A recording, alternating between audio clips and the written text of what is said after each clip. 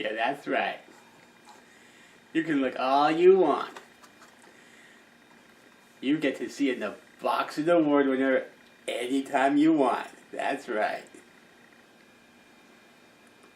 Wait, yeah, you're filming now, aren't you? Yeah, you're always filming. Yeah, you make sure to flaunt that in the box of the award of yours. Hello, ladies and gentlemen. I am still the Naboxed award-winning Naboxed. And I am still going through my quest to remember what it is about pro wrestling that I like. As I reminisce about why I'm a pro wrestling fan.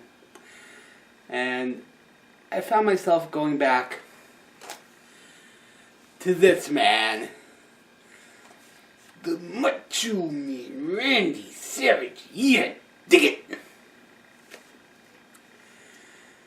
And this was something. You know, anyone, even those who don't watch pro wrestling, there's very few names that you would recognize from pro wrestling, even if you don't watch. Now, obviously, Hulk Hogan is one of the more famous names to get out of pro wrestling and do other things. And you look at The Rock, who's also been very successful outside of pro wrestling. And even though he didn't do a whole lot outside of pro wrestling, people know who the Macho Man is. So I wanted to go back and watch the Macho Man DVD, and to go back and to remember this stuff. So obviously people remember the classic match that he had with Ricky the Dragon Steamboat at WrestleMania 3. People remember him winning the belt, the WWF Championship at WrestleMania 4 in the tournament where he did 4 matches. And then people remember when he teamed up with Hulk Hogan and they did the Mega Powers, and with Macho Man's character being that really intense, protective character, the split, and then Hulk versus Macho at WrestleMania 5. Now you think back to his retirement match at WrestleMania 7, where he went up against the Ultimate Warrior, and even though he lost, it's pro wrestling, so retirements are they're a dime a dozen. Just ask Terry Funk. So, the next year he was back wrestling against Ric Flair for the championship. And one of the things you hear about the Macho Man is that he would he would plan out every detail of the match, of his matches. He was this major perfectionist. He worked, obviously, pro wrestling is pro wrestling. You're always going to have guys who are on the juice or whatever, but you know what?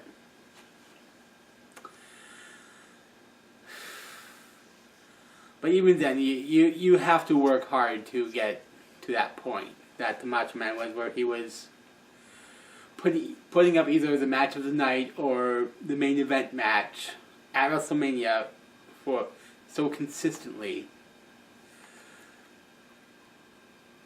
But to go back and just remember a lot of this stuff, like with Miss Elizabeth, and when she died in 2003, and they were actually married in real life. And I talked about this on the SummerSlam 91 bit about why I'm a wrestling fan, that that first video that I started in. And the main event was the on-screen wedding of Miss Elizabeth and the Macho Man. And out of all the people you had on that card who would go on to have all this success, you know, you had like Bret Hart, who was a 5-time WWF champion and 2-time WCW champion. You had Mr. Perfect on there. You had the likes of Hulk Hogan and the Ultimate Warrior and Sergeant Slaughter. And so many of these other guys who were putting on these matches. And the main event is a wedding. And it was a Macho Man. And he makes it work. You know, and without taking a single bump. You have this guy with massive charisma. You know, it's like you could count on one hand the number of people in the wrestling business who had more charisma than the Macho Man. And it was never by a whole lot, you know.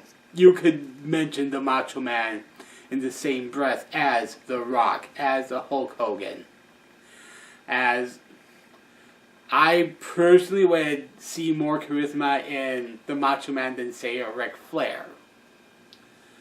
Whether you agree with me or not is completely up to you. But my vote would have to go for the Macho Man against Ric Flair. You know, and even when he was doing commentary, it's like, you remember things like, snap into a Slim Jim, yeah! You know, and I mentioned that back a couple years ago when they did the Fan Expo. I saw a guy wearing, I think it was like a purple one of this shirt, and my comment was, I wanted this to snap into a Slim Jim. And I remember someone in there got that reference. And that was like a 24-year-old commercial. 24 years ago. Slim Jim had the Macho Man doing a commercial. And how many movies or TV shows do you honestly remember him in? Me, it was maybe Spider-Man back in like, what was it, 2001, 2002-ish? The first one was Tobey Maguire. So yeah, like looking back at this, I start to feel really old. You know, like I'm 34. So I know logically that I'm not quite middle-aged, ideally speaking. Now I know none of us know when we go, but numerically I'm still young. But I look back at some of these guys that I'm talking about, like Mr. Perfect is gone. We're now hitting we're a few weeks away from the 7-year anniversary of the Macho Man's death. And it's one of those ones where you just look back and you have this reminder of your own mortality. And I think back to when Macho Man left WWF for WCW. One of the things that Macho Man wanted was to have this rivalry going with Shawn Michaels. Like, he wanted to work a program that would go like 2 years. And Shawn Michaels would basically send him back to the announce booth. Like, you know, Shawn Michaels would go over at WrestleMania and give Michaels a big win. And he felt like he still had a lot left in the tank. And wrestlers, they go into like their mid-40s, into their 50s a lot. They'll still work the independent scene by that point, of course, but they'll still occasionally make appearances with, like, on the WWE main roster. And Vince and the guys at Creative, this was back in the mid-90s, before Macho left for WCW, and Macho wanted to do like one more good run, and he felt like he could, and he was, and considering that he did like another 5, 6, 7 years in WCW, he obviously had enough in the tank to do that. Like you look at him versus Diamond Dallas Page, for example, which was something like PWI's rivalry of the year in 1997, and those guys were in their early 40s when that happened. And you look at, say, Undertaker versus Shawn Michaels at WrestleManias 25 and 26, guys in their mid-40s putting on these fantastic matches because they have the experience to pull it off. And here you have the Macho Man, who's so detail-oriented and plots out so many details into the match that this is honestly one of those things where I probably would have to agree with the Macho Man that he should have gone through with it, and of course Vince being Vince and creative being creative, they just said, hey, we're doing a youth movement, we want these guys to, we want the focus to be more on these guys and less on what had happened in the past. Of course, I do understand Vince's point of view with him having come off the steroid trial about 2 or 3 years previously, so they did have to be cautious of that. But it's one of those things where I remember back to when these feuds would go for like 6 months, a year and a half, and 2 years. Like again, I mentioned Macho Man winning the belt at WrestleMania 4, and then they had the match between him and Hogan at WrestleMania 5. That was a year build, you know. Hogan was off doing a movie, and of course you have to have someone hold the championship because Hogan was their top guy. However you feel about Hogan, Hogan was their top guy in the mid to late 80s. So he goes off to film something like Mr. Nanny or whatever movie Hogan was doing. So the belt has to go to somebody, you know, someone has to main event the shows. And that fell on the Macho Man's shoulders, and he carried it really well. You had him win the tournament, you know, like 4 matches in one night.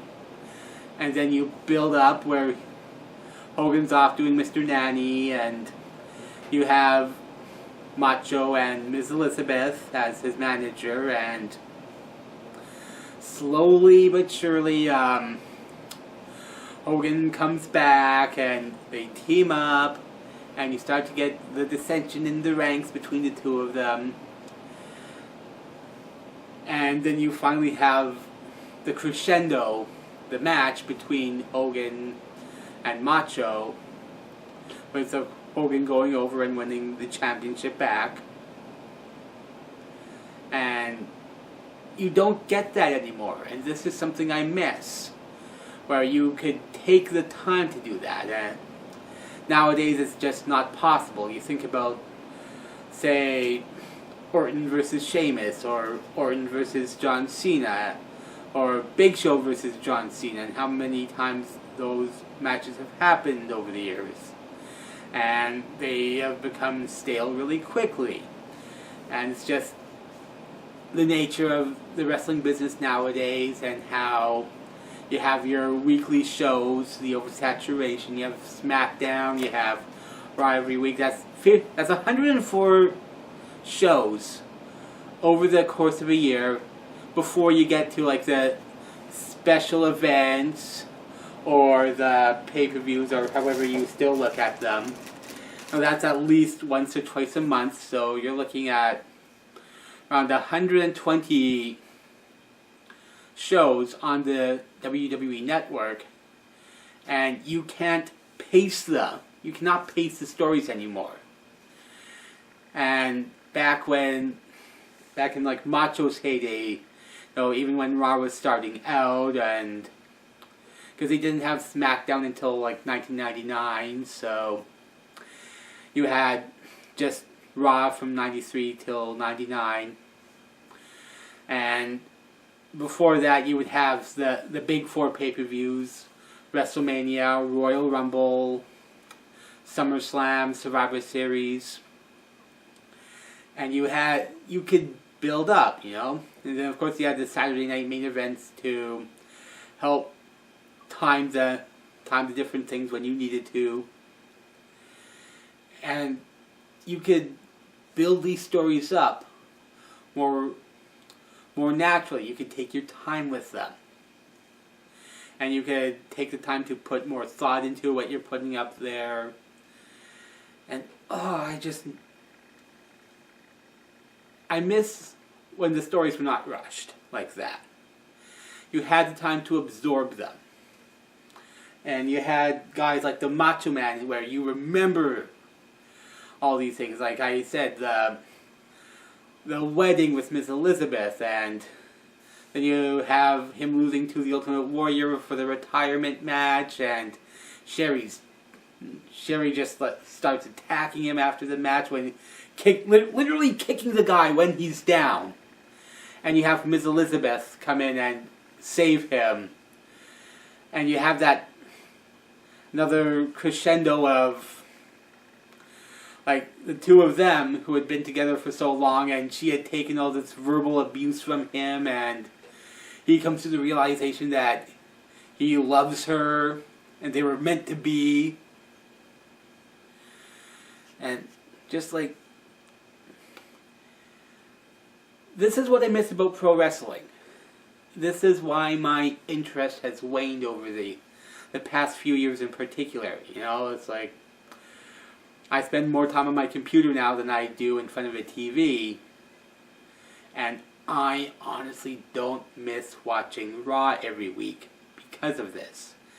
You know, you don't have that charisma. You know, I don't see guys like Roman Reigns or Dean Ambrose or Kevin Owens or these other guys who, they don't draw me in like this anymore. I'm sorry. It's just, I don't see anyone drawing me in like this anymore. And this is what I miss about pro wrestling. This is why I'm a fan of pro wrestling. And this is why I have all these DVDs where I can go back and I can watch them at any time and remember, yeah, I remember that elbow drop. I remember snapping into Slim Jims. No. There's all this entertainment from these simple things, like the flashy costumes and the very distinctive voices. Oh yeah, dig it! And then to see this, you know, like what's going on now, feels so generic.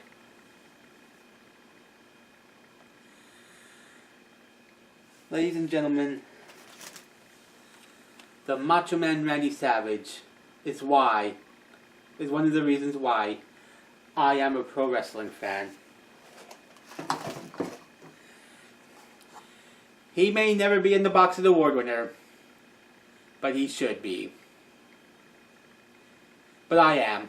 So, thank you for watching. Stay tuned.